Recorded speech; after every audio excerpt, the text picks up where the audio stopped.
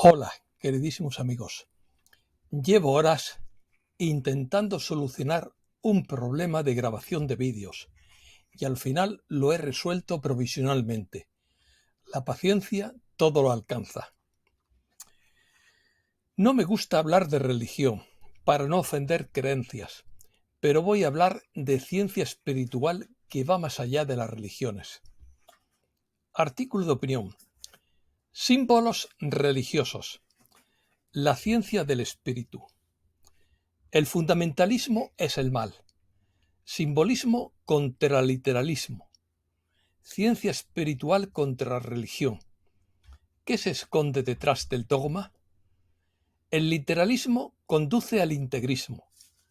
La falta de fe en uno mismo es el pecado. Interpretación esotérica de las religiones. Existe una verdad universal y atemporal. Los galácticos no tienen religión sino ciencia. Comenzamos.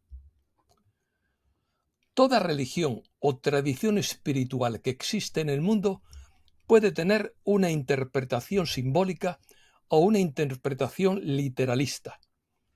El literalismo es la doctrina oficial de los teólogos, que consiste en basarse en la apariencia de una escritura, y esa lectura superficial podría conducir al integrismo o al fundamentalismo. El literalismo bíblico es una interpretación de los versículos de una manera explícita y primaria, que no intenta descifrar su significado oculto. Es decir, el sentido literal es explícito y el sentido figurado es implícito. Por eso Jesús hablaba en parábolas.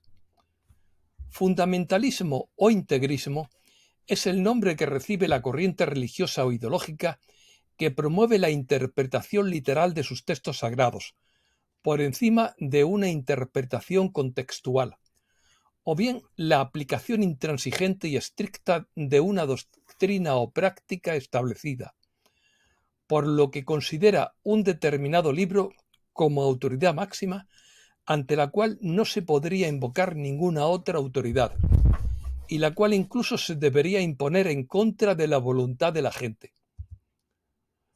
Otra cosa muy diferente sería la ley natural, que no se basa en los libros, sino en la naturaleza, en el sentido común y en el derecho consuetudinario.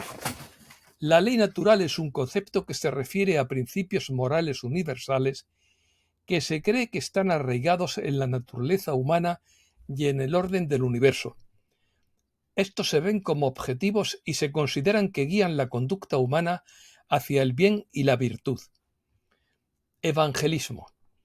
Un ejemplo de persona literalista es aquella que se pasa la vida diciendo que la Biblia dice esto, lo otro o lo de más allá, como si todos los libros religiosos no estuvieran manipulados, pero nunca se atreven a decir mi corazón o mi alma o mi ser divino interno dicen esto, lo otro o lo de más allá.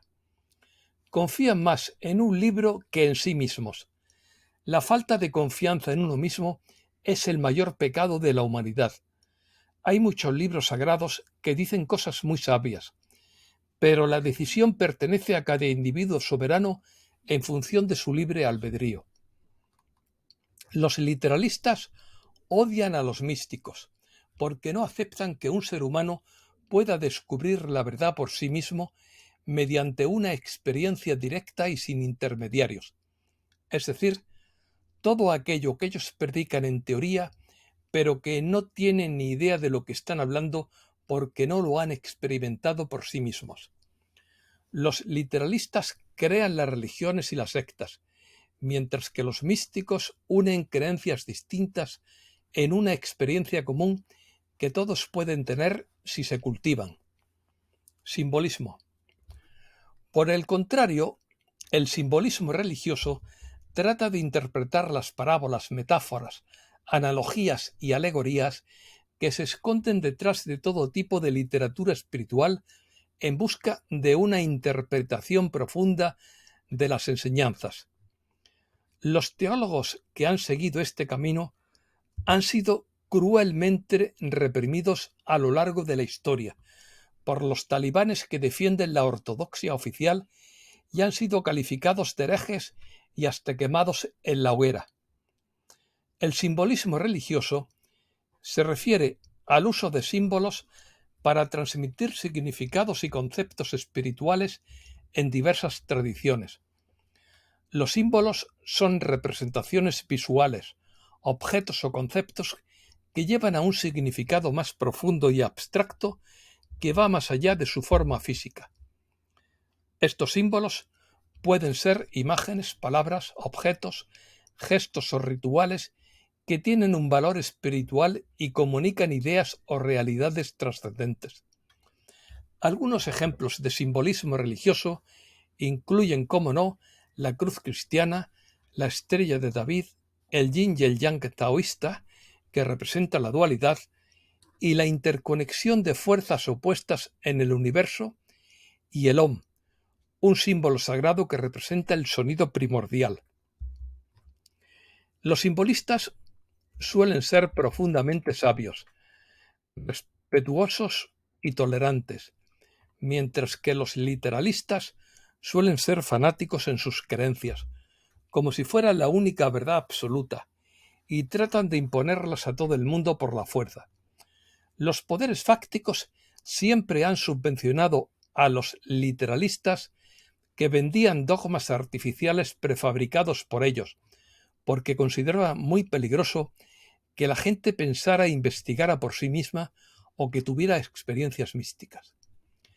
Religiones comparadas.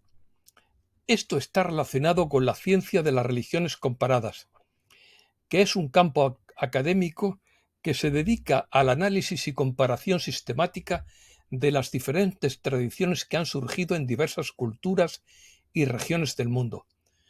Su objetivo es comprender las similitudes y diferencias entre las religiones, así como analizar sus creencias, prácticas, historias, rituales, mitos e impacto social.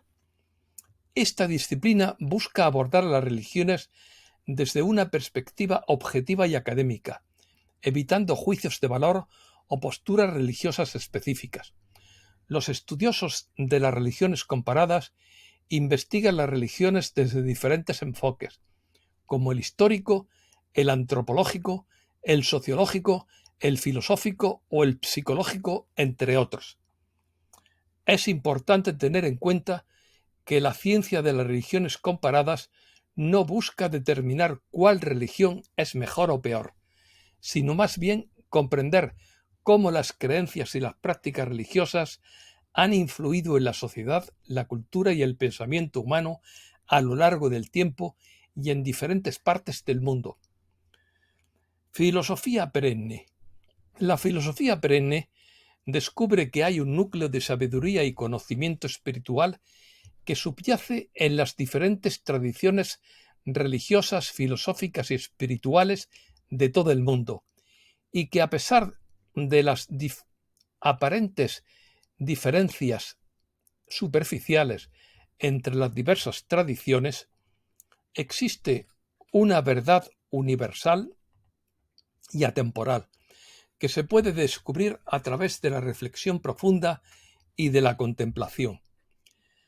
La idea de la filosofía perenne ha sido promovida por varios pensadores a lo largo de la historia, incluidos Aldous Huxley, René Guénon, Fridtjof Schwab y Huston Smith. Estos pensadores sugieren que detrás de las diferencias culturales y dogmáticas hay principios fundamentales que son compartidos por muchas tradiciones espirituales. Estos principios pueden incluir conceptos como la búsqueda de la verdad, la unidad de todas las cosas, la naturaleza trascendental de la realidad, la importancia de la moralidad y la ética, y la conexión entre el individuo y lo divino. La filosofía perenne no es una religión ni un sistema de creencias en sí misma, sino más bien un enfoque que busca encontrar puntos en común entre las diferentes tradiciones religiosas y filosóficas, en lugar de enfocarse en diferencias superficiales. Este enfoque puede llevar a un mayor entendimiento y respeto entre las diferentes tradiciones y a un enriquecimiento espiritual y filosófico más profundo. No vaya a decirme alguien que yo defiendo una religión universal, porque eso es todo lo contrario a la libertad que estoy defendiendo, que es la libertad de interpretar los textos sagrados. Ejemplos. Los ejemplos de interpretación simbólica son infinitos y están repartidos en todas las tradiciones esotéricas de la humanidad que han sido perseguidas a lo largo de la historia, y por eso se tuvieron que ocultar para sobrevivir. Yo mismo he hecho mi propia investigación y he llegado a algunas conclusiones. Por ejemplo, la caída de la humanidad llamada pecado original no sería otra cosa que la degradación del código genético humano. Por lo tanto, la humanidad no se cayó, sino que la arrojaron por un barranco sin paracaídas. El concepto de pecado no lo interpreto como culpa, sino como error.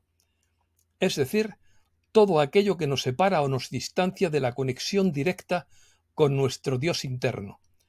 El concepto de penitencia no lo interpreto como masoquismo, sino como psicoterapia para volver a conectarnos con nuestro ser divino. Y así sucesivamente podríamos seguir con muchos más ejemplos. El sexo y la carne parecen ser una obsesión paranoica del cristianismo, que ha producido muchas patologías psiquiátricas y hasta perversiones sexuales. Es verdad que hasta los monjes budistas practican el celibato, como las antiguas vestales de Roma o los sacerdotes del antiguo Egipto. Pero los yogis dan una explicación muy sencilla del asunto, que no tiene nada que ver con la culpa, el complejo o la mojigatería. El ayuno sexual trata simplemente de ahorrar energía para poder despertar a la energía kundalini que conduce a la iluminación. Por eso se habla de castidad científica. Yoga. Algunos predicadores cristianos han dado en el clavo, pero han sido muy pocos. Meister Eckhart dijo que la voz de Dios predica en el desierto cuando tu mente se convierte en un desierto vacía de pensamientos. Es lo mismo que dice el yoga, definido como la cesación de las fluctuaciones mentales, es decir, la calma divina necesaria para conectarte con tu ser sin interferencias. Por eso yo soy Dios cuando dejo de ser ego. La tradición del yoga siempre ha dado un enfoque científico a la iluminación y no un enfoque supersticioso, como han hecho todas las religiones. Alcanzar el cielo sería una cuestión de pura energía, de alcanzar cierta frecuencia, y el medio para llegar a ello sigue una metodología científica. Por eso todas las civilizaciones avanzadas del cosmos no tienen religión sino ciencia espiritual. Solo los pueblos primitivos tienen supersticiones. La Trinidad sería la famosa llama trina de la que tanto hablan las tradiciones esotéricas. Se refiere al máximo potencial de la divinidad de cada ser. Está localizada en el corazón y es el regalo más preciado del alma. Con sus componentes de amor, sabiduría y poder, con todo su esplendor, será la encargada de abrir puertas para recibir luz, dando propósito e integración cósmica al individuo. Según la ciencia espiritual, el cielo, el infierno y el purgatorio no serían otra cosa que distintas frecuencias del alma, y todas ellas serían una especie de matrix o simulación virtual, agradable o desagradable. Por eso es tan importante subir la frecuencia. Pero los seres más elevados viven en una calma divina perfecta más allá de toda matrix. Alquimia. La palabra griega Christos se parece a crisos, que significa oro alquímico. Por eso, al tratamiento con oro se llama crisoterapia. La pasión, la muerte y la resurrección son tres procesos clásicos de la alquimia operativa de laboratorio para obtener el pan del cielo, como lo llamaban en el antiguo Egipto, que es el polvo de oro blanco comestible en pequeñas dosis homeopáticas, llamado Mufkut o Shemaná, y que sería el origen del sacramento de la comunión, pero se han perdido las claves. Hasta la tradición mariana tiene una interpretación esotérica. La Madre María sería el símbolo de la antigua diosa, que no sería otra cosa que la energía femenina de Dios. Los alquimistas obtienen del rocío una sal nitro que se llama la blanca paloma, y de ahí procede el nombre de la Virgen del Rocío o la blanca paloma. Pero esto no lo sabe casi nadie. El diablo es rojo oscuro porque representa el óxido áurico tóxico y no el óxido auroso, que es de color blanco. El color negro simboliza la putrefacción y el color blanco simboliza la sublimación. Por eso los curas visten de negro y el papa de blanco. Pero ellos no lo saben. O quizás sí. Otra curiosidad sería el color púrpura escarlata de los cardenales. En la alquimia, el color púrpura escarlata suele representar la etapa final de la transformación conocida como la Gran Obra. Esta etapa se refiere a la consecución del elixir de la vida, que simboliza la perfección espiritual y la inmortalidad. El color púrpura escarlata se considera como el color de la realeza y la majestuosidad, lo que refleja la culminación del proceso alquímico y la elevación del ser a un estado superior de conciencia y existencia. La púrpura escarlata simboliza el logro de la transmutación espiritual y la realización del potencial humano máximo. Esto es todo y muchísimas gracias, queridísimos amigos.